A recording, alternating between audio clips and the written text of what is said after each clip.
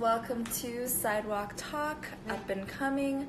I am Gina, and today I will be interviewing Lucille Croft. I don't know why I did this, but Lucille, hello! Nice to meet you. How is life living in Australia? Amazing, except you have to be very careful of the drop bears. The what? Have you heard of the drop bears? The drop bears? Yeah. No, what is the drop bear?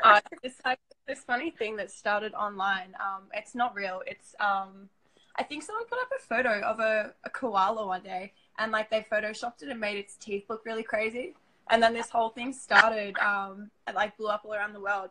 Is all of your family in Australia? Yeah, my parents are like German, and then like I was born here, so I'm pretty Australian. How come they moved over from Germany?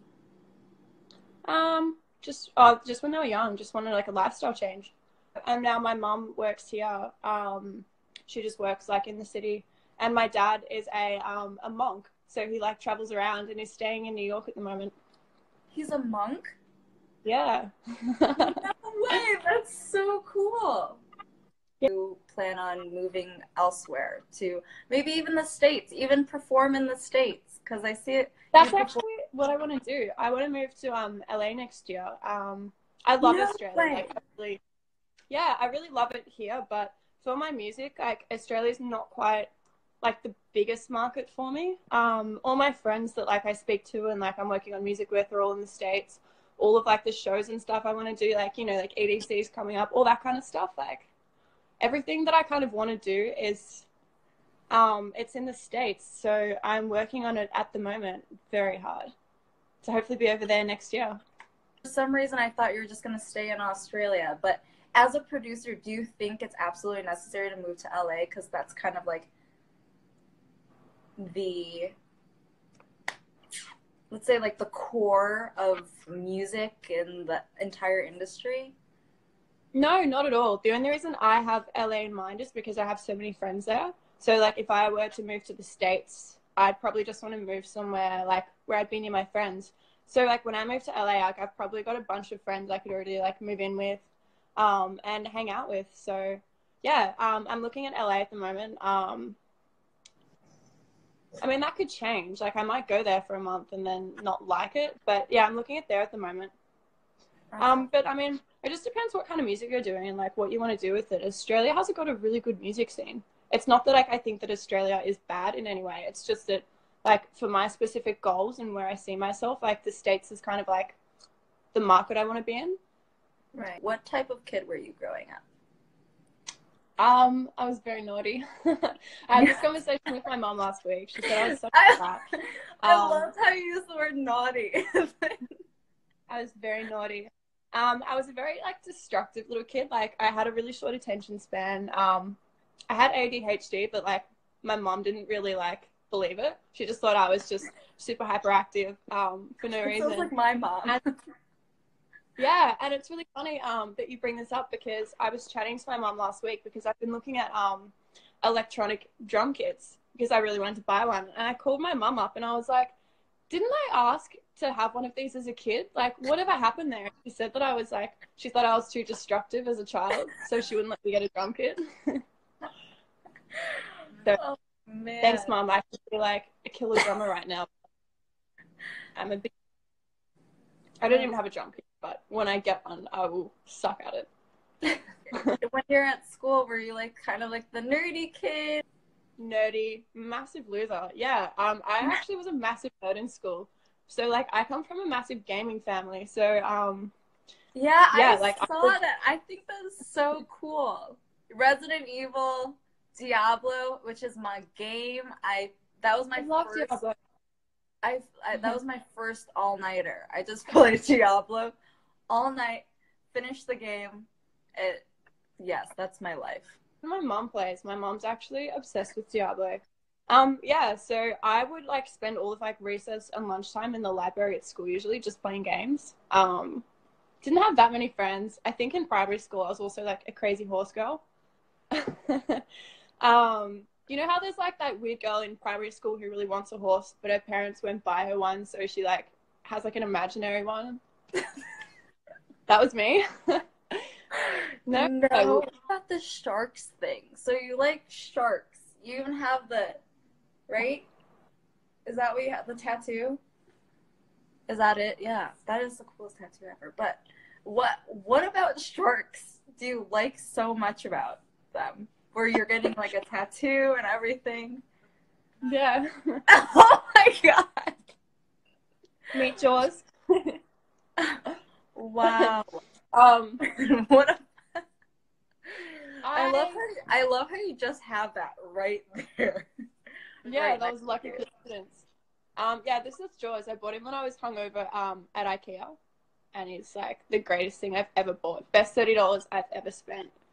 I don't know. I've always just loved sharks. They're like the most alpha, apex, like badass predator on the planet that has ever lived. Like, when I was in high school and we were learning about like evolution of like different species and stuff, like sharks basically didn't have to evolve because they were already so perfect as a predator. They're just so badass. Top 3 things on your bucket list right now. Okay, I had a really weird thing. I wanted to try like eating like a really weird food, like bugs or something, because I read an article recently about how bugs are like the new superfood. And like I used to be vegetarian my whole life because my parents are Buddhist, and I've been eating like fish for a few years. Yeah, and then a few weeks ago I was in a Mexican restaurant and I tried crickets. They were disgusting, by the way. Like I do not recommend them to anyone. They were really awful. They were like exactly what you would cricket to taste like, and then a little bit worse. Whoever just said Vegemite is weird on the feed, Vegemite is delicious. I love Vegemite. What's Vegemite? The most delicious thing on the planet. It's like this, like a spread we have. You know how you have like peanut butter and stuff? It's like a weird-looking black salty spread, and that's such a bad way of describing it, but it's like delicious. I want to do some like traveling stuff. I want to go skydiving because I'm like terrified of heights. Like I'm scared of heights. You have to go skydiving. It's the craziest experience ever. If you go to LA, I will skydive with you. Let's do it. Skydive together. Where did you get your creative side from?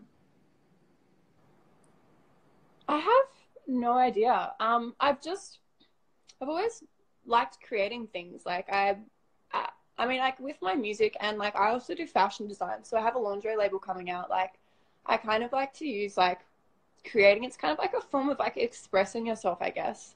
I actually started out like when I finished high school, I actually went into law. Yeah. And I never did any music in high school. So it's like really random that I've ended up as someone. I have a degree in fashion design, and I am now like a DJ and music producer. Yeah, it's just something that I feel is like an outlet for me. Like it's just something I really enjoy doing. I have a really crazy mind, so when I'm creating things, like it kind of like eases it. And badass bass music producer from Australia. I can't believe people think I'm badass now. Like if they could have seen me in high school, like sitting in the library, like on the computers, like playing like games and like even like RuneScape and stuff like that. And now people are now like, yeah, she's cool. I'm like, you played RuneScape? I did for a while. Oh my god, I would steal my mom's credit card just so I can get the top items in RuneScape. Yeah, I come from a whole family of gamers. Like my brother's like even on like a gaming squad in Australia. He's on the gaming I love it. I wish I had more time. So I'm actually thinking of starting to Twitch stream this year. I really want to because like I've always loved gaming, like since I was literally like 5, and I feel like maybe it might tie in with like my brand a bit. No, I wasn't on tour with Liquid Stranger. That would have been super fun, but that was it. Just because I have like 3 things that I'm doing at the moment. Like I've got my music, and I have a lot of music I'm sitting on at the moment. And I'm starting to look at elements of how I can maybe bring like something live to my shows next year as well. So I'm working really hard on that. and my lingerie label, which I do everything myself, and my blog for the Wolves. So I don't know how much time I'd have to Twitch stream. I think. How did your parents take it when you told them that you're going to pursue that route?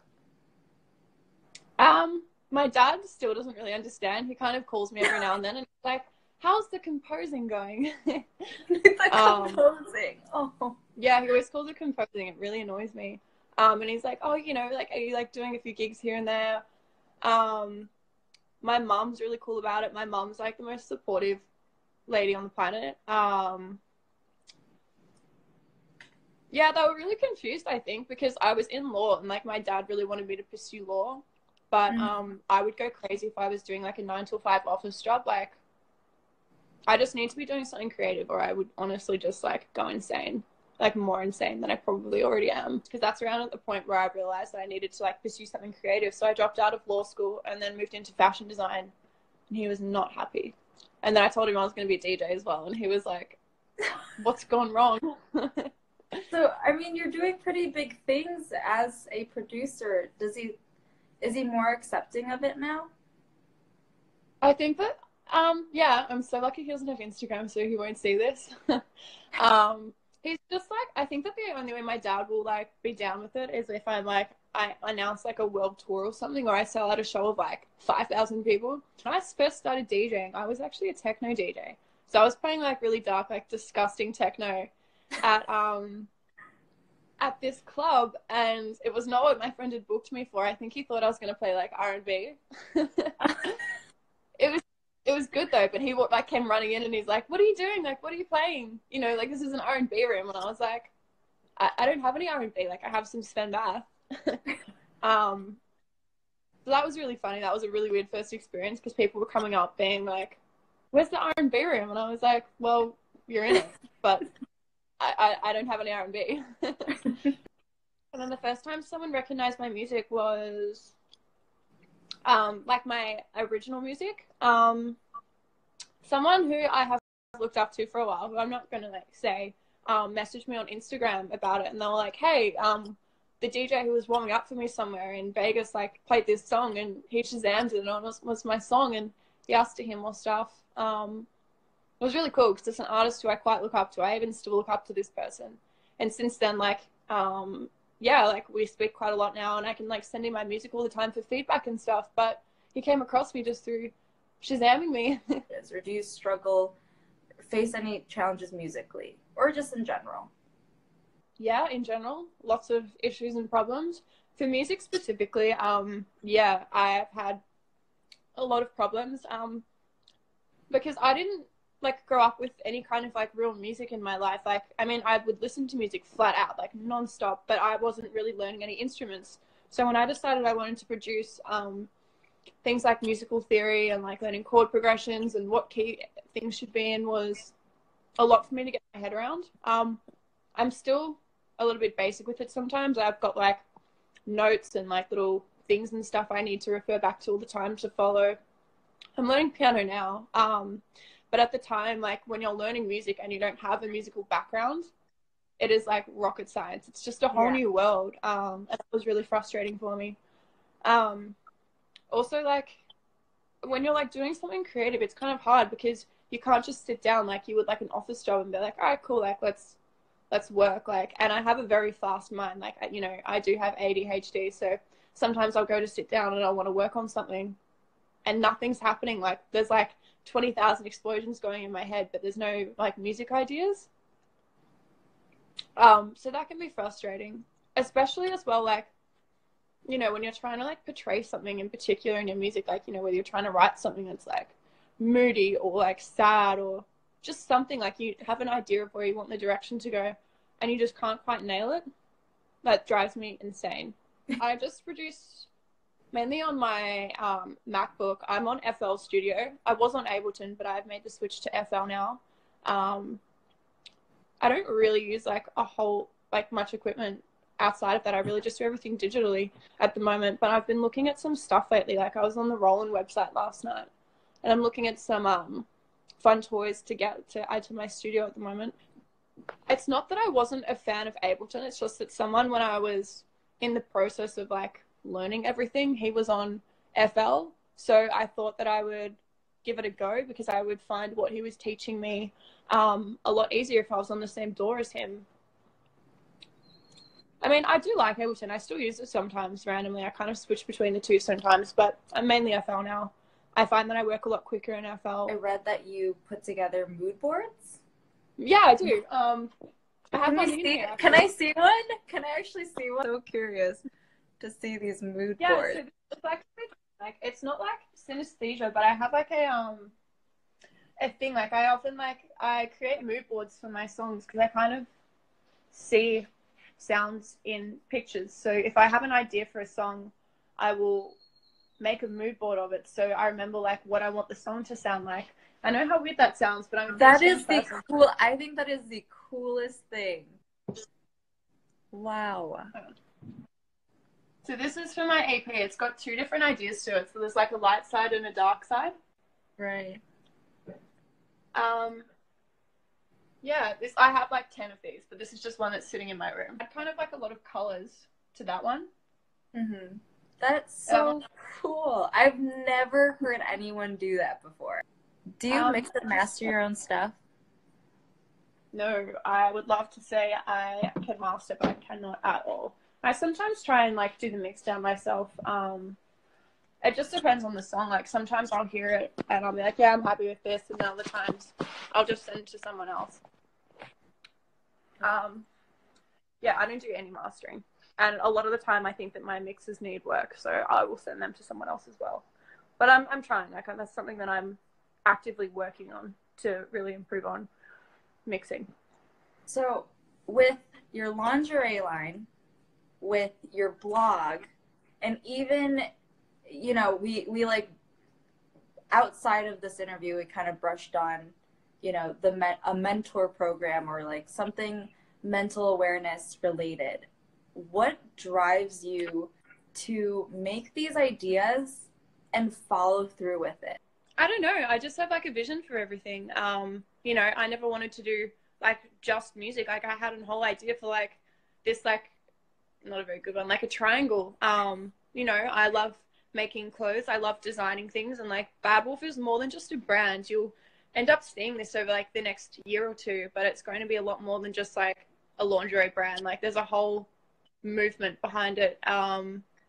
And vision and like feeling. It's like I wanted to have like a magazine or like a platform to help push people, because it's so hard when you're a creative to get your work out there, whether you're like an artist who's struggling or a painter or whatever. Like you just never get the exposure you need, or you have to pay for it. And I've experienced a lot of that myself, so I kind of wanted to create a platform. I just like having a really full plate. Like I would feel unmotivated if I was only doing like one thing, or if I don't know, I'm already like losing my train of thought here. I just like having a lot on my plate. Like I like being really busy. I don't want to just sit and be like, that could just be like an idea that could happen, but I'm never going to pursue it. Like if I have an idea, like I can't kind of sleep until I've brought it to life. So that's why I'm currently sitting here sleeping like 3 hours a night trying to do 3 businesses. Yeah, it's all me. I do all of the interviews. I source all of the photo shoots. I do everything on the website. I write the articles, the press releases. I do the Instagram. How do you find time to do that and produce music and promote? You haven't even launched your lingerie line, so you're doing that? I don't sleep a lot. I have insomnia. So that is the best answer to your question. Your lingerie line, it promotes loving your own body, right? You don't have any padding or anything like that, right? Yeah, so my lingerie label, it's kind of just about feeling like sexy and like confident in your skin as you are. So my lingerie label, yeah, there's no padding. There's no underwires, there's no like you know how you can like go down like in lingerie stores now, you can buy underwear that's high waist that like sucks your stomach and like makes your ass look big. Like I'm not about any of that crap. Like I just want people to wear my lingerie, and I'll do men's stuff eventually, but right now it's women.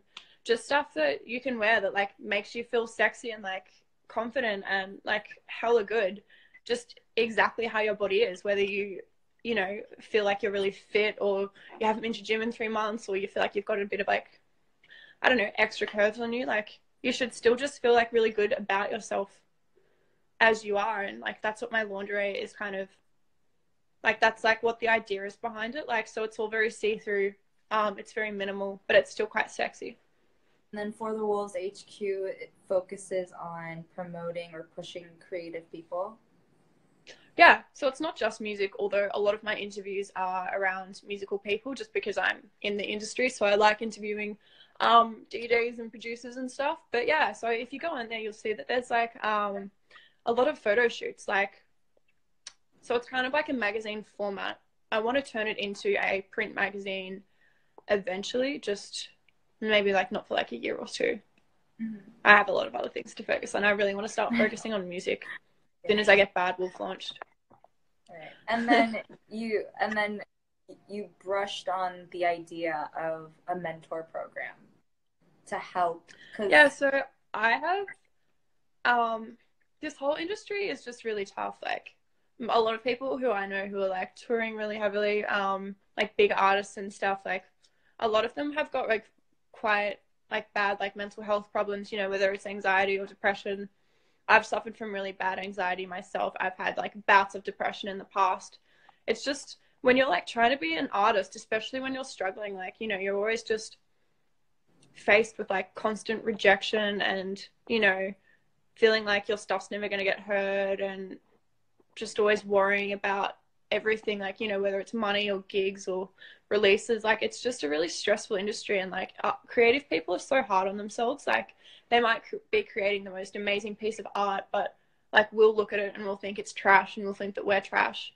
And yeah, just like this industry in particular, when you're starting out, it can be so cutthroat. So I had this idea to create some kind of like mentorship program to connect like established people and artists, not even just artists, it could be like, you know, managers, agents, all kinds of people in the industry with people who are new, so kind of help direct them and guide them a little bit so that they know what to expect, and we can maybe help them avoid some of the problems that most people go through. Like I went through a lot of crap when I started out, and if I'd had someone like mentor me and help me, then I probably would have avoided a lot of that and many headaches. You posted on Women's International Day about the struggles of being a female in the music industry. Yep. Do you think, so tell me about the difference that, how do I word this? Would you say being a female DJ or producer is different from being a guy in the industry? Not always, but generally more often, yeah. It's a really like touchy topic. It can be just frustrating because it's just that it happens more with girls than guys. Like you see a guy who makes it and no one has ever seen him doing anything, you know. It could be some guy who's even like a masked artist or something, and he'll then like get an amazing gig somewhere with like EDC or something, and everyone will be like, oh cool, like can't wait to see them. But if a girl gets it of any caliber, like they'll like question it and be like, why is she getting that? Did she really deserve that? And they'll like look into it. Like people are just like, I guess because there's a lot of males in the industry as well. Like, I mean, like I work with heaps of amazing guys. My whole team that I work with are guys. So this is like nothing against that. But like people just seem to attack females more like when they get something. So like with Cream getting a lot of the success she's getting now, people are like saying, oh, you know, like, does she really deserve that when she does bust her ass off?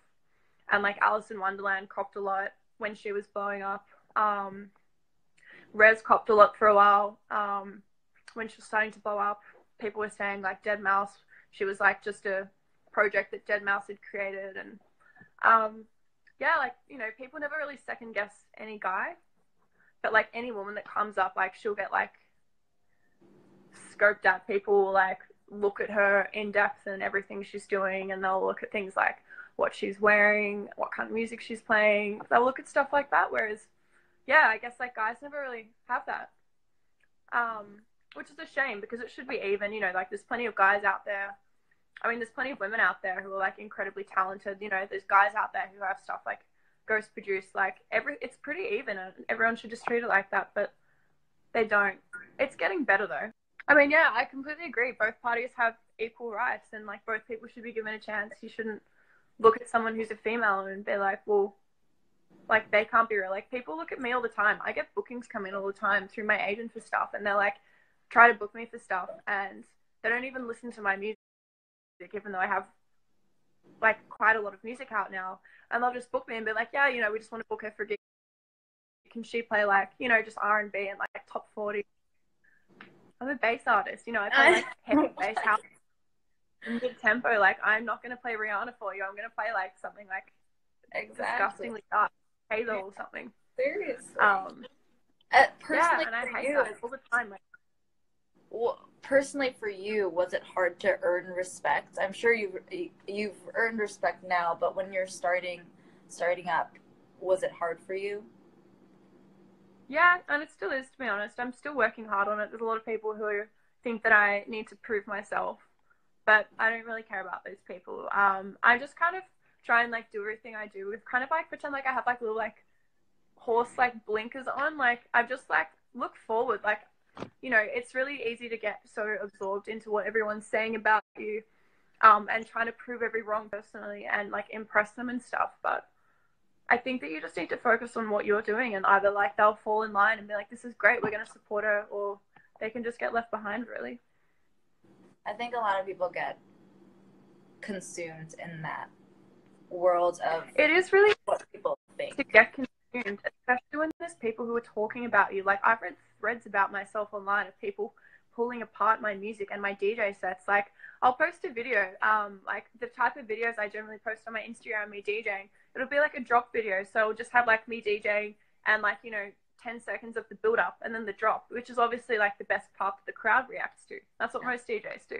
And if I post that, I'll get all these guys from all around the world commenting, being like, oh, she's not a real DJ. And I'm like, it's 30 seconds. Like, 30 seconds where I'm not moving because it's the drop.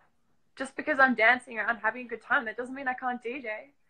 That really infuriates. Yeah, so many people, like, they'll even comment on a photo of me, like, just a still photo of me DJing, and they'll be like, yeah, she's a fake DJ. Like, why are they saying that apart from the fact that they've just looked at me and I'm a girl? Like, there's, like, no basis for them to go off. They're just like, oh, female. She obviously can't DJ. But I don't get why, though. Like, I don't get why it's so difficult to accept there's a female DJ and she's really freaking good. Like, why is that so hard to process for people? I don't get it. I don't know. I mean, like, people just generalize. I mean, like, there are, like, people out there, you know, females, and there's even, like, guys who have been out there, you know, who play things like pre-mix sets, whatever. To be honest, it's not very hard to DJ these days. You know, and, like, I know there's, like, women who go out there, like, and, like, playing, like, bikinis and stuff like that. But, like, all that stuff is irrelevant. Like, you know, you should look at every person individually. Right. Yeah, it's just annoying looking at my photos, and then all these guys will comment, and like they'll start a thread being like, yeah, she can't DJ, look at her. And I'm like, what do my looks have to do with how I mix a song? It's just silly. Like, the industry needs to be more supportive. Like, even the guys should be more supportive. I've got a really sick group of friends who are like amazing to me. But yeah, in general, like, there's still like a lot of work that needs to be done for this industry. Like, people need to stop putting each other down and like stereotyping and generalizing and crap like that. Just look at every person like individually, like whether it's a guy or a girl, like look at what they're doing and be happy for them and like respect it. If you could offer a piece of life advice, what would it be? Life advice, I would just say do something that you love. Like, don't do something because you're looking at someone else or you're looking at the circumstances around it. Say, like, for example, like what I'm doing, like with music, like don't go into music, like don't become like a DJ because you think you're going to become like a rock star and make money or anything like that. Like, it's a cutthroat industry and there's no point doing any kind of job unless it's something that you're really passionate about. Like, if you really love music, you should be in the music industry, and if you love making it and you love creating, then you should be like a producer. That's just what I've always done. Like, I don't even like, I get anxiety when I DJ because I'm not good with crowds and like lots of people. So, you know, like, I don't like being the center of attention. But I love DJing. I like having people like in my world and being able to like control their like emotions and like the feeling of the room and stuff. I think people just need to like stop being so scared about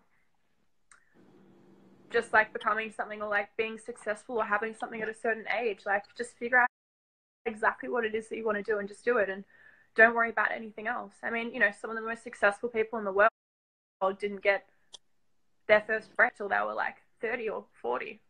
If you could perform at any festival, where would it be? Ooh. If you could headline any festival in the world, where would it be? There's so many, but I haven't had any coffee this morning. Right now, like something is popping into mind. It's just something like Tomorrowland or Coachella. Yes. Insane. That would be really cool. And at the moment, the direction that my music is going as well, because I come from like a really heavy background of listening to bands and like rock music. Like that's what I love. I want to start working with bands, like, and eventually I'd love to be able to incorporate them live into my sets. So I can imagine me doing like a Tomorrowland or like a... Ideally, which band? Oh God, so many. Right now, I would say someone like Bring Me the Horizon, but like honestly, I could like, I have like a list of like 100 bands I want to collab with. Best club I've played at, I don't know. Australia has so many clubs. Like playing in like Omnia in Bali was pretty cool, and Coliseum in Jakarta was pretty cool. In Australia, maybe like Chinese Laundry. And you were there and filming me last time I was there, I believe. Chinese Laundry is this really cool, dark, like dungeon kind of club where you can just throw down like your heaviest, darkest music, and the crowd is just there for it. Like every single song and drop, and they just want to get like so sweaty. And the DJ booth is it's so sick. It's like, it's not like on a stage or anything. It's just like a little like thin barrier, and then like you're here, and then the crowd is just right there. Like they can almost reach over and touch you. So it's like, it's really intimate, and I love that. Stay away from her if she has tequila. New music, I have so much stuff right now. I was actually looking through my library this morning. I am in the process of signing 3 songs at the moment, so I'm hoping my next release will be in like the next like 6 to 8 weeks. There's a lot of music coming out this year. I'll probably have about 6 or 7 releases to put out before the end of the year. Yeah, there's quite a few collabs. There's some really sick stuff, and I'm working with some US artists. My favorite tequila is Don Julio. The Don Julio Blanco. I don't know what mezcal is. And as for Psycho 2, Brandon, who is Swarm, is actually one of my really good friends, and we've been talking a lot about doing a follow-up very soon. Hello again. I forgot that there's a 1 hour limit to IG interviews. So, yes. So if anyone has questions, tell me who did that to you. What? That's about my tweet I put up. I had a very, very sleazy manager hit me up a few nights ago. I saw that. Yeah. Hi, Adam. Yeah, super sleazy. I'm not going to name who it was because at this point in time it will cause problems for me, but yeah. Very inappropriate, and he is not going to be someone I'm going to work with. Yeah. What's the motivation quote I follow? One of the guys I work with always says this thing to me whenever I'm complaining about something.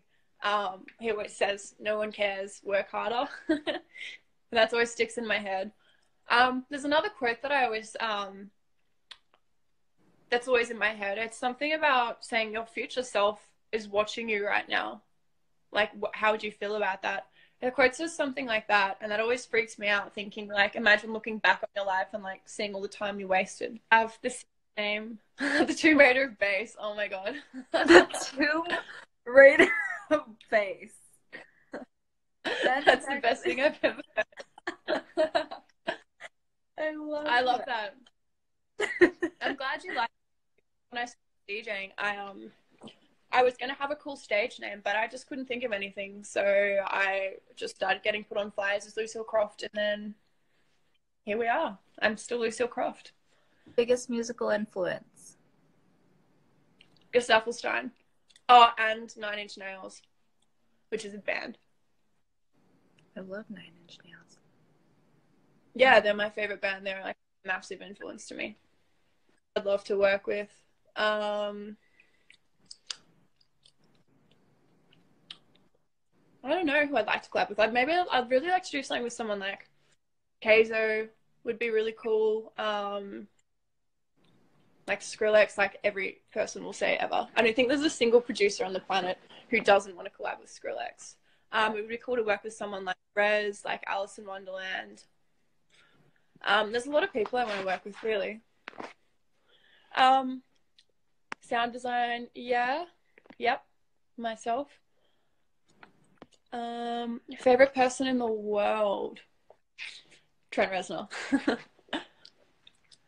Keizo would be fucking epic. And he's just like doing a kind of similar thing to what I want to do. Like he's obviously working with bands a lot. He's doing exactly what I've always wanted to do. So, yeah, that would be amazing to do something with him. The dream. Thank you so much, Lucille, for doing this interview. I really, really appreciate it, for spending the time to answer all of our questions. But we will talk soon and jump out of a plane whenever you're in LA. Yeah, okay. Let's do it. I might be over in June, so we can discuss then. All right, guys. Cool. Well, thank you guys for tuning in. Thanks, Lucille, for doing this interview. I will talk to you soon. Okay. Bye. Bye.